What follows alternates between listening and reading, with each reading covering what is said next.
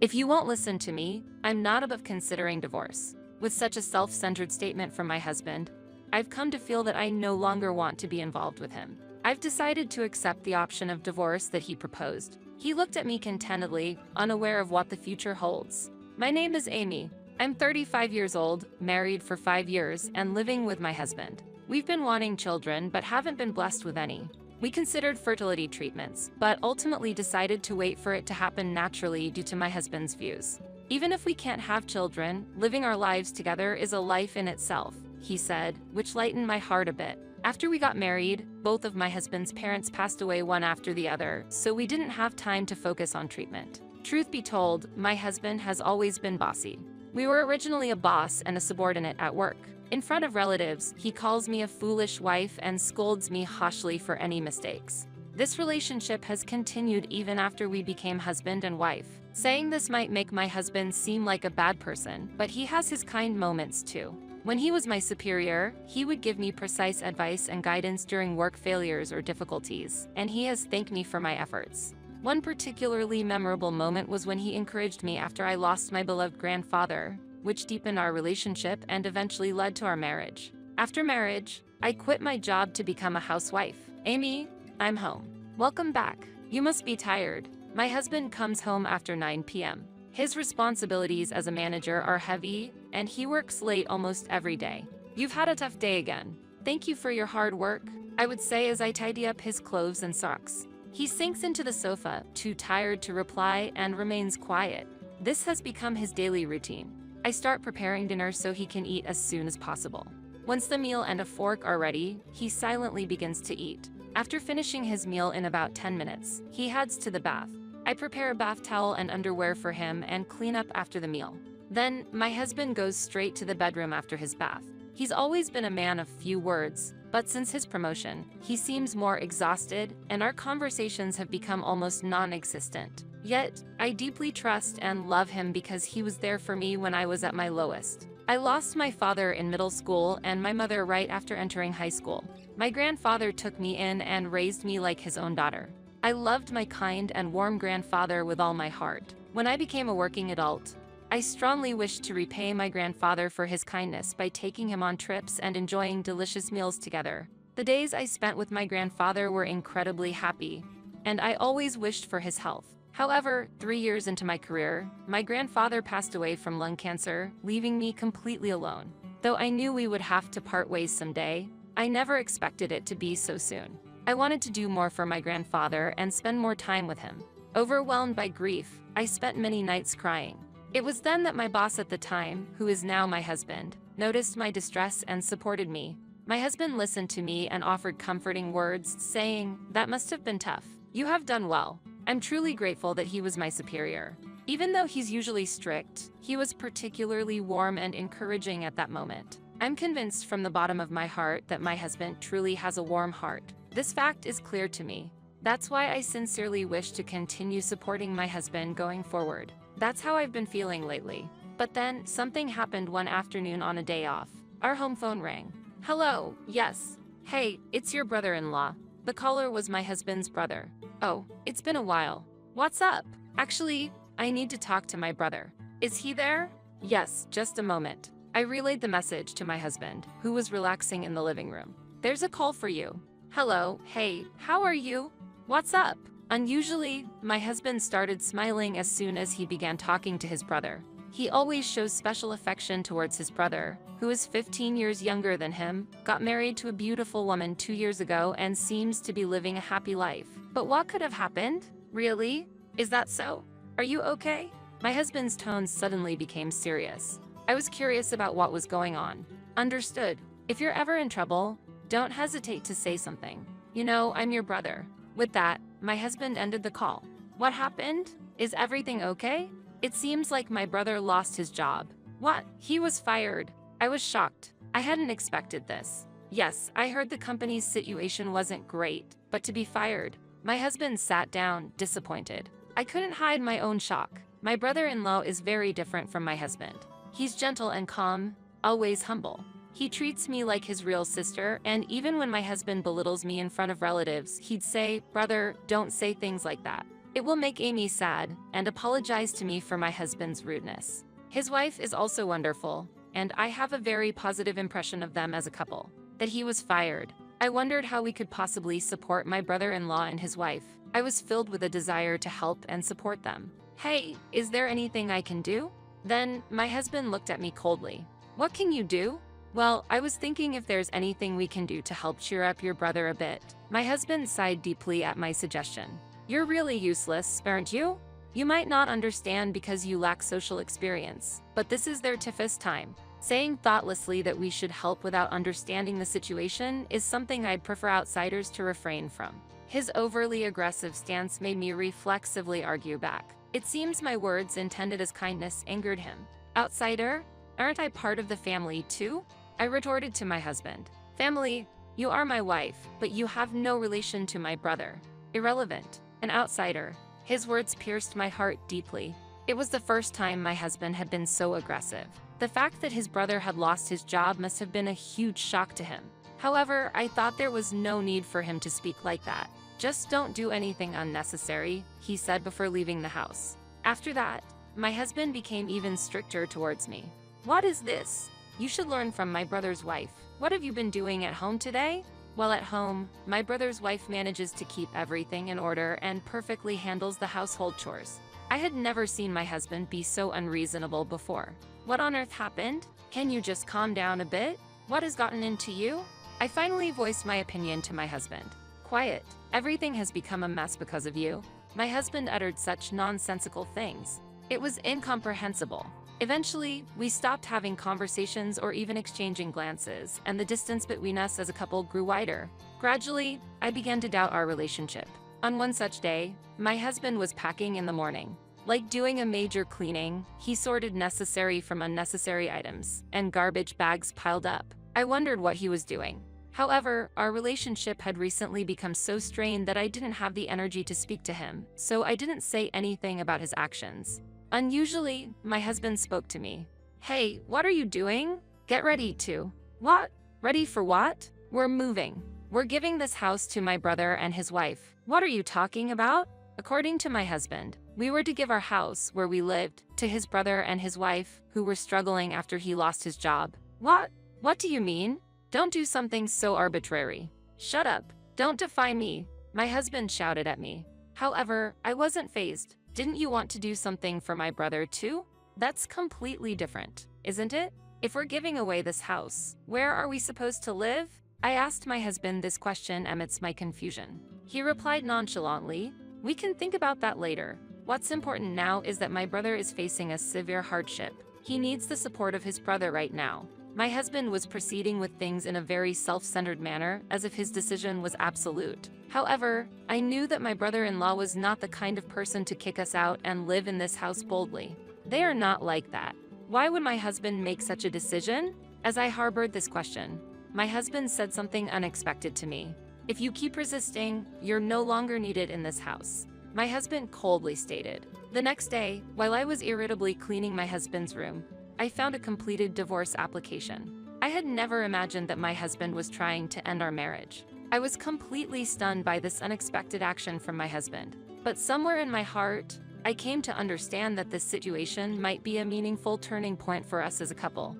I felt that there was no prospect of our relationship recovering if I stayed with my husband any longer. Therefore, I picked up the divorce application that I had dropped to the floor in shock and silently signed it. My husband would never dream that I would actually file for divorce. Imagining this unexpected turn of events, I somewhat smirked to myself. After signing that night, I finally resolved to confront my husband. Listen, do you remember that this house isn't your property? I asked him, and he responded with a puzzled, huh? This house is where I lived with my grandfather, and the land was inherited from him, who has passed away. Did you forget that I inherited it? My words left my husband visibly surprised. Considering this house is in my name, how do you plan to transfer it to your brother? I'd like to know. I pressed on with my questions. Well, my husband began to falter. Did you forget that fact? You started living in my house before we were married because you thought paying rent was a waste. I've been paying the property taxes on this house and land every year. You've never once contributed, have you? And yet, you decide to give it away without consulting me. I challenged him. No, that's because. He stumbled over his words. Enough. Once this application is submitted, the divorce will be official. Then, we'll truly be strangers, I declared calmly, presenting the divorce application in front of him. Wait, let's talk this over calmly, he said hastily. Calm down? That's my line. I'm appalled that you'd prepare a divorce application so easily. Your selfishness is astonishing. I unleashed all the grievances I had been holding back. I had once loved my husband wholeheartedly and believed he loved me too. But perhaps that was my misunderstanding. I never expected our marriage could end so easily. Amy, wait, you're misunderstanding something. Let's talk this through properly. Talk about what exactly? It was you who proposed divorce, wasn't it? I no longer have any love left for you. Declaring so, I carefully placed the divorce application in an envelope. I planned to submit it to the city hall first thing in the morning, using the weekend. My husband collapsed to the floor in dismay. I never imagined it would come to this, he murmured in a dazed voice. Without any sympathy for him, I firmly stated, this is my house. Leave quickly. Once the divorce application is submitted, we will be strangers. It's impossible for strangers to live under the same roof. My husband continued to resist until the moment he left the house, but my resolve was firm. He was now a stranger. There was no reason for sympathy. Even as my husband pleaded with tears, my heart was unmoved. Eventually, he left the house as if resigning himself. Our divorce became quickly known at his workplace. He began to receive cold looks, and various rumors sparked by the divorce spread, seemingly making him lose his place at work. Who spread such rumors? I merely answered questions from his colleagues and subordinates, without taking any further actions. Then, one day, half a year after the divorce, on my way back from visiting a real estate agency, I unexpectedly encountered an unwelcome person. It was my former husband, now to be referred to as my ex-husband. It appeared as if he had been waiting for me to come out of the real estate agency.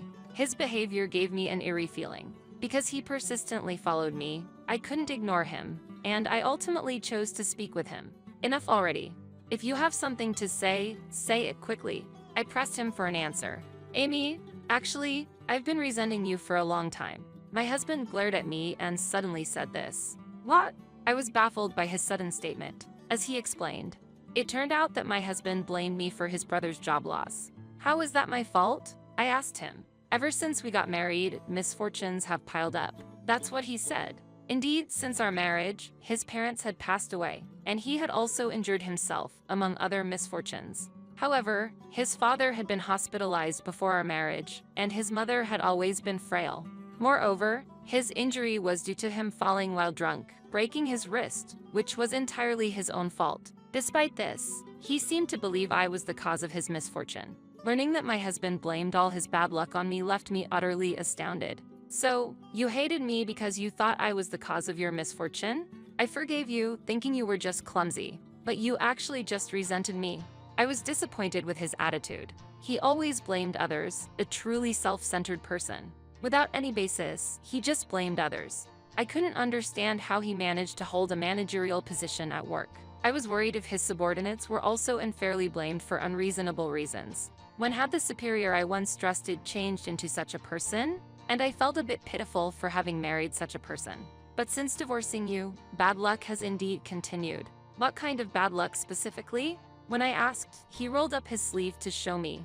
His skin was scarred from burns. Actually, there was a fire in the apartment I lived in 3 months ago. Not only that, I also lost my wallet, and I've been making mistakes at work. Moreover, things haven't been going well with my brother recently, and we haven't been in contact. In other words, his misfortune continued even after our divorce. It's no surprise. Honestly, even hearing about his troubles, I couldn't muster any sympathy for his misfortune, because all of it was a result of his own actions. It had nothing to do with me. Please, Amy, I want you to come back. I'm nothing without you. Remember? We were together as a couple, and when you were working as a salaryman, I supported you in many ways, right? And when your grandfather passed away, I was there to support you a lot, he said, trying to guilt-trip me. The misfortune you're facing is the result of your own actions, right? Why don't you reflect on yourself? You should really do something about your bad habit of always blaming others, I told him and walked away. Amy, wait, Amy, he called out, trying to stop me, but I pretended not to know him and disappeared into the crowd. About a week later, I received a call from the person who used to be my brother-in-law. Amy, I guess I can't call you sister anymore. Actually, I have something to talk about regarding my brother. According to my brother-in-law, the decision to give our house to his brother was made unilaterally by my husband. My brother-in-law and his wife knew nothing about the plan. My brother has always had a tendency to show off, and I've been worried about his personality for a long time. The way he treated you, Amy, was terrible, and it was painful to watch as his brother. He said, he truly was a kind-hearted person.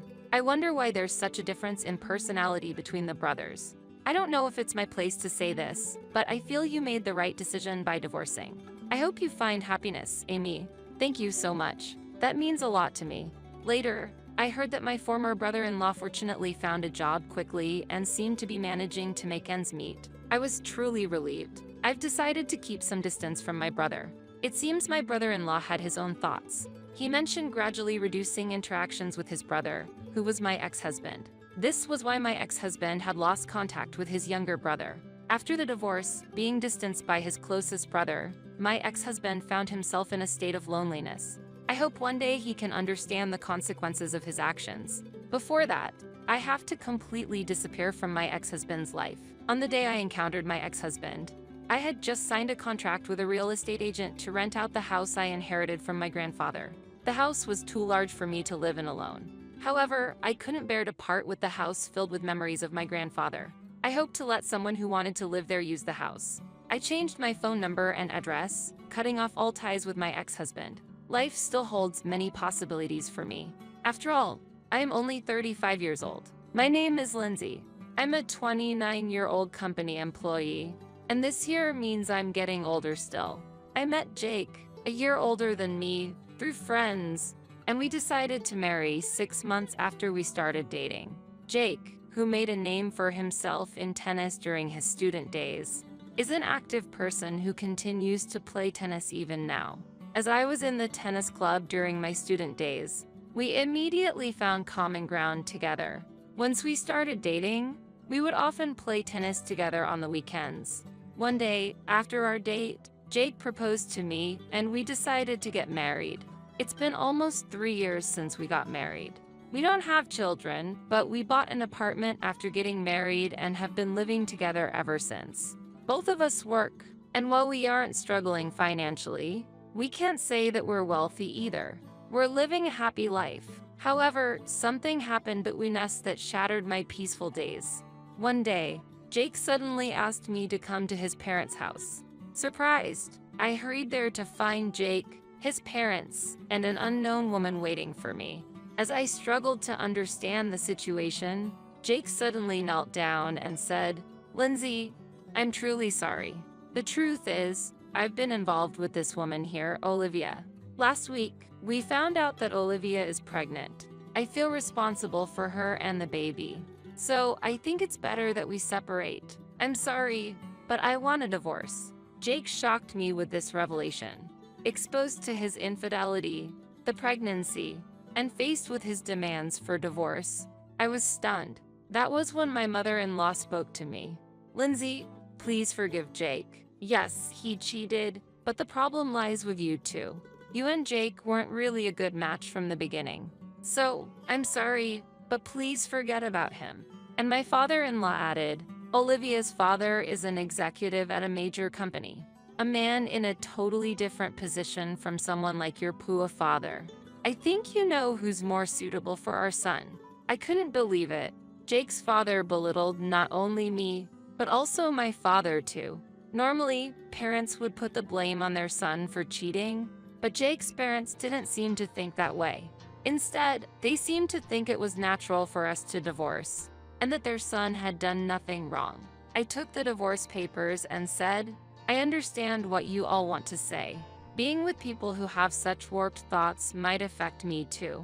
I'm shocked at how you make it seem like I'm the villain despite Jake's infidelity. Don't worry, I'll file these divorce papers myself. I'll leave the rest to a lawyer." And with that, I quickly left the scene.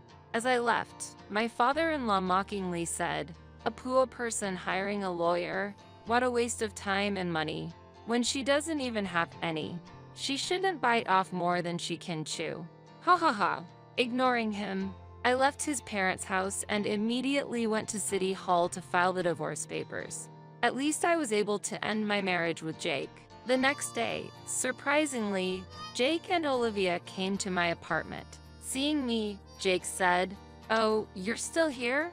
You haven't even packed your things. You're taking your time, aren't you?" Hearing this, Olivia also looked at me curiously. I was furious at Jake's words. "What are you talking about? You're the one who should be taking it slow. This is my house, so you should be the one to leave.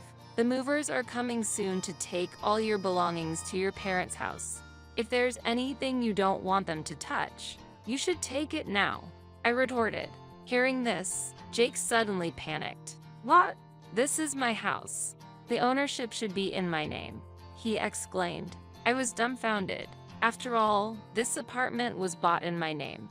I had already told Jake about this and about my family's background before we got married. But it seems that Jake is the type to conveniently forget things that don't suit him. Perhaps this carefree nature is why he was easily swayed by Olivia.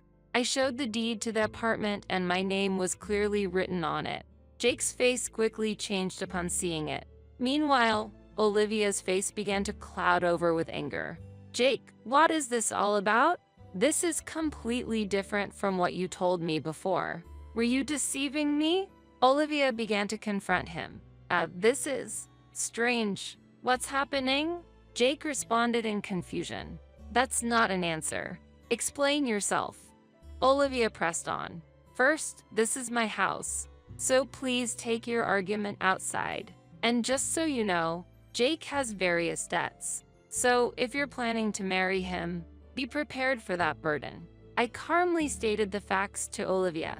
Hearing this, Olivia seemed about to say something, but I didn't care and kicked both of them out of the room, slamming the door behind them. After a while, I could hear them arguing outside the door, but it eventually quieted down. About an hour later, the movers finally arrived and took all of Jake's belongings to his parents' house. The room was now clean, and I was relaxing in the newly organized space. But it was short-lived. Suddenly, the intercom rang repeatedly. I cautiously opened the door with the chain lock still on, and my mother-in-law was standing there. "Hello, is there something you need?" "Lindsay, why did you keep such an important thing a secret? What are you talking about? I can't believe it, but Jake just told me that this apartment is in your name and that your parents are the owners of that famous restaurant chain." It seemed Jake finally remembered my family's circumstances. "What about it? If I had known, I would never have let this divorce happen. A daughter from such a wealthy family. We would love to have you back in our family. Lindsay, please, reconsider and start over with Jake." I was shocked and at a loss for words at her outrageous request. I couldn't possibly agree to what she was asking. "You really have a terrible way of thinking about things. Am I not a human being? Are you only interested in money? I'm sorry, but I don't want anything more to do with you. There's nothing more to talk about, so please leave," I said and attempted to close the door. But my mother-in-law, infuriated by my attitude, raised her voice in anger. "Don't be so arrogant. I'm giving you my permission to reconcile your differences. Fix things with him right now. I won't leave this spot until you agree to get back together.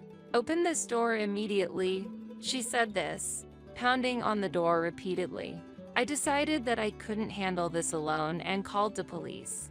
They came and took my mother-in-law away. Even as the officers were taking her, she was shouting something loudly, but I no longer cared to listen to her words. There was a reason why my in-laws were unaware of my family's business background. My father, coming from a poor background since childhood, continued to live modestly, even after becoming a company president. He never considered buying branded clothes. He always took great care of his belongings and used them for a long time. Hence, at our wedding, he wore a suit he had bought decades ago. Seeing this, my in-laws assumed that my father was not financially well off and misunderstood his restaurant chain as a small, privately owned business. As a result, they never delved deeper into my father's business. Time went by without them understanding the true circumstances of my family. Days after managing to send my mother-in-law home, Jake tried to persuade me to reconcile our differences. His persistence was incredibly exhausting. It was surprising how insistent he was, despite the fact that he was the one who proposed the divorce. He seems to have a talent for quickly forgetting inconvenient truths. I opened the door, keeping the chain lock on, and Jake, upon seeing me, began to speak with teary eyes. "Lindsay, please, let's give it another try. Everything is my fault. I'm truly sorry. I still love you. Let's be together again." He then explained a sudden turn of events. Olivia had apparently approached Jake aiming to get his house, pretending to be pregnant to sway him. However, once she learned about Jake's considerable debts, she gave up and fled, and now Jake was coming to me to seek reconciliation. Huh? What are you saying? I don't know anything about that. How can you say that? After you cheated and brought up divorce, now that she's left you, you want to get back together? There's no limit to your audacity. I have no intention of getting back together with you. Don't ever come here again. I refused Jake right there and then. Surprisingly, he quietly left. However, this was not to be their last attempt. Days later, Jake's entire family unexpectedly showed up at my workplace. They were shouting, "Bring out Lindsay. Get that woman out here. We know she's here," causing chaos in the office and leading to the security guards being called. I stood there, dumbfounded by the situation. But they wouldn't have things their way any longer. I worked at the headquarters of my father's company, and that day, my father was also in the office. All of my colleagues also supported me. "Hey, what are you doing? This is my company. Don't just barge in and make a scene. I know everything you did to demean my daughter. Don't ever come near her again, and never set foot in this company again." My usually calm father shouted furiously at my ex-in-laws. Everyone, including the employees and Jake's family, must have been surprised at the anger of my father, who usually only shows his gentle and calm side. Sorry. We're really sorry." Jake's family desperately apologized. My father's stern words had immediately quieted them down. As they were being escorted out by security, my father shouted in a strong voice, "Don't you ever come here again, and never do something like this again. I won't allow it. You understand?" Hearing this, I couldn't stop myself from crying. I felt a deep sense of gratitude that my father had gotten so angry for my sake. Later, through the company's legal advisor, I decided to seek damages from Jake's family. I sought damages for the divorce due to Jake's infidelity, for his persistent attempts at reconciliation after the divorce, and for the disturbance at my workplace. The total amount was substantial, and I eventually received payment from them. I also made them sign a written agreement promising never to come before me again. Jake's family's state of affairs rapidly declined thereafter. Chased by the money owed to me and Jake's existing debts, they ended up selling their home and moving far away.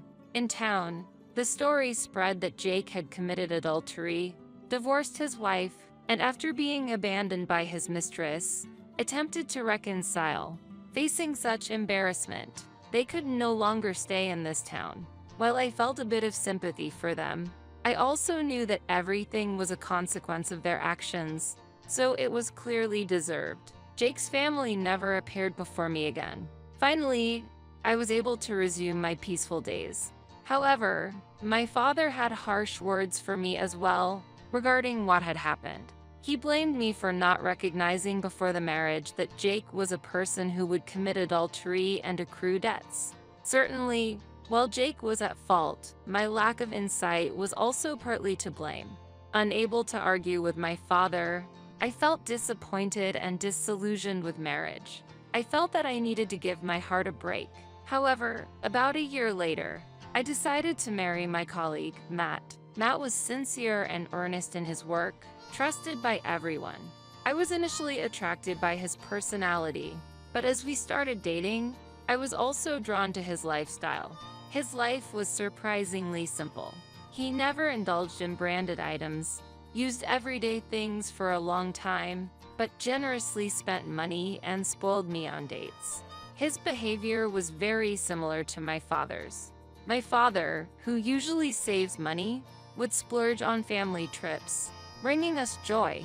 I deeply loved and respected my father. Realizing Matt's actions were similar to my father's, I felt that I could be happy with him in the future. Therefore, I decided to marry Matt. I was worried about being scolded by my father for remarrying within a year of my divorce, but his reaction was surprisingly positive, probably because he had heard of Matt's reputation at work and knew of his character. There was nothing bad said about Matt, and from my father's perspective as the company president, Matt seemed to be performing exceptionally well. I feel confident that Matt will take good care of you, Lindsay, my father told me happily. Matt and I were happily married. Not long after our marriage, we discovered that I was with a child. The happiest person to hear this news was undoubtedly my father. I was so glad to see my father happy. Reflecting on my time with Jake, where we didn't have children even after 3 years of marriage, it seemed like a stroke of luck. Matt and I plan to take over the company in the future. We are currently learning the basics of management from my father. Although there are many challenges, we accept that they are our responsibility as successors, and we are working hard together. We believe that we will need even more effort for the sake of our upcoming child, despite all that's happened. I am now very happy. Together with my family, we intend to firmly support this company in the future.